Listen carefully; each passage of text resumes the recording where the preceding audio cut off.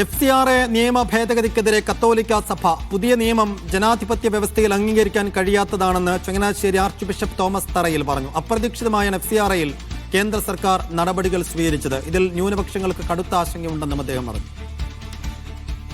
ഇപ്പൊ ഞങ്ങളെ ഇവിടെ അല്പമെങ്കിലും കുറെയൊക്കെ അസ്വസ്ഥപ്പെടുത്തുന്ന ഒരു കാര്യം, ഇവിടെ ഒരു ഡെസിഗ്നേറ്റഡ് അതോറിറ്റി വരികയാണ്. എന്തിനു വേണ്ടിയിട്ടാണ്?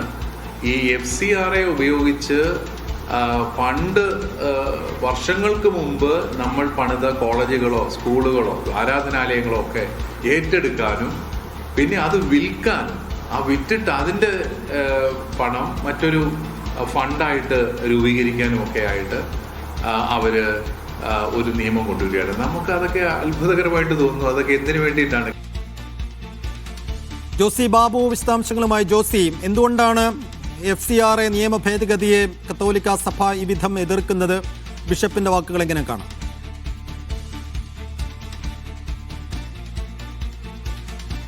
ഇതിക്ക് കടുത്ത അതൃപ്തിയും ആശങ്കയുമുണ്ട്. ഈ നിയമ ഭേദഗതിയിൽ നീക്കവുമായി ബന്ധപ്പെട്ടുകൊണ്ട് കേന്ദ്ര സർക്കാരിന്റെ നീക്കങ്ങളിൽ കഴിഞ്ഞ ദിവസം ദീപിക പത്രത്തിൽ ഇത് സംബന്ധിച്ച് കത്തോലിക്ക സഭയുടേതെന്ന രീതിയിൽ ഉള്ള ലേഖനവും പ്രസിദ്ധീകരിക്കപ്പെട്ടിരുന്നു. ഇക്കാര്യത്തിലുള്ള ആശങ്കയും അതൃപ്തിയും വ്യക്തമാക്കുന്നതായിരുന്നു ലേഖനം. അതിനൊക്കെ പിന്നാലെയാണ് ഇപ്പോൾ ചങ്ങനാശ്ശേരി അതിരൂപത ആർച്ച് ബിഷപ്പ് ഇത് സംബന്ധിച്ച് കേന്ദ്ര സർക്കാരിനെതിരെ തുറന്ന് അടിച്ചിരിക്കുന്നത്. ജനാധിപത്യ വ്യവസ്ഥയിൽ അംഗീകരിക്കാൻ കഴിയാത്തതാണ് ഈ ബില്ല് എന്നാണ് അദ്ദേഹത്തിന്റെ പ്രതികരണം.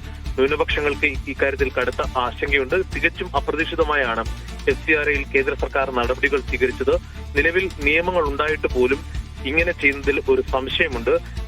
വിദേശ സഹായം എന്തോ കുഴപ്പം പിടിച്ചതെന്ന മനോഭാവമാണ് കേന്ദ്ര സർക്കാരിനുള്ളത്. സഭ വിദേശ ഫണ്ട് സ്വീകരിച്ചിട്ടുണ്ട്. അത്തരത്തിൽ സ്വീകരിച്ച വിദേശ പണം ഉപയോഗിച്ചാണ് വിദ്യാഭ്യാസ സ്ഥാപനങ്ങളടക്കം രാജ്യത്ത് ഉടനീളം പണി കഴിപ്പിച്ചതെന്നുള്ള കാര്യവും അദ്ദേഹം പറഞ്ഞു. ഇക്കാര്യത്തിൽ കേരളത്തിലെ MPമാരടക്കമുള്ളവരുമായി സംസാരിച്ച് ആശങ്കകൾ സഭാ നേതൃത്വം അറിയിച്ചിട്ടുണ്ട്. പ്രത്യേകിച്ച് ന്യൂനപക്ഷ വിഭാഗങ്ങൾക്ക് ആകെ ഈ പിടിമുറുക്കുന്ന തരത്തിലുള്ള നീക്കമാണ് കേന്ദ്ര സർക്കാരിന്റെ ഭാഗത്തുനിന്നും ഉണ്ടാകുന്നത്. എന്തു പറഞ്ഞാലും മതപരിവർത്തനം എന്ന പേരിലാണ് അതിനെ കേന്ദ്രം വ്യാഖ്യാനിക്കുന്നത്. മതപരിവർത്തന നിയമം വന്നാൽ പോലും ഭൂരിപക്ഷ മതത്തിലേക്ക് മാറ്റിയാൽ പ്രശ്നമില്ല എന്നുള്ളതാണ് കേന്ദ്രത്തിന്റെ നിലപാടെന്നുള്ള കാര്യത്തിലും ബിഷപ്പ് തറയിൽ വിമർശനം ഉന്നയിക്കുന്നുണ്ട്.